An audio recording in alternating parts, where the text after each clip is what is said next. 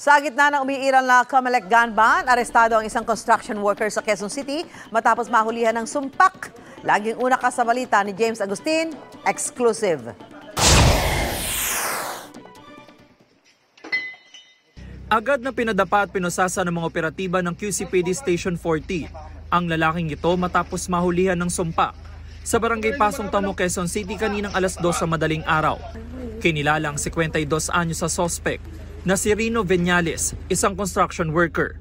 Ayon sa pulisya, ang report sa kanila mula sa concerned citizen, may nagwawala umanong lalaki sa lugar. Pagdating namin doon sa lugar, nandun yung tao na tiyempuhan namin at doon namin siya inaresto.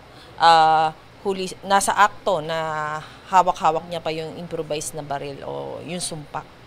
Nabawi mula sa suspect ang sumpak na kargado ng mga bala. Ito na ang ikalawang beses na makukulong ang suspect matapos masangkot sa ibang krimen.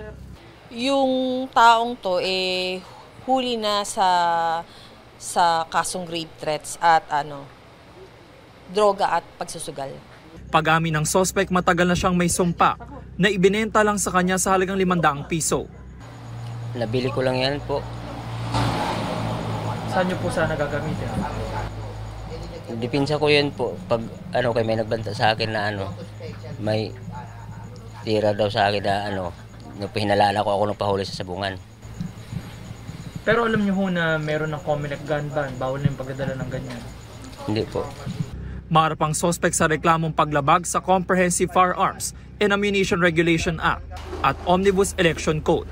Paalaala lang po sa ating mga kababayan na umiiral na po ang Comelec gun ban, kaya bawal po magdala ng baril unless may exemption. Ito ang unang balita. James Agustin para sa GMA Integrated News. Mauna ka sa mga balita, bisitahin at mag-subscribe sa GMA Integrated News sa YouTube. Sa mga kapuso abroad, samahan nyo kami sa GMA Pinoy TV at sa www.gmanews.tv.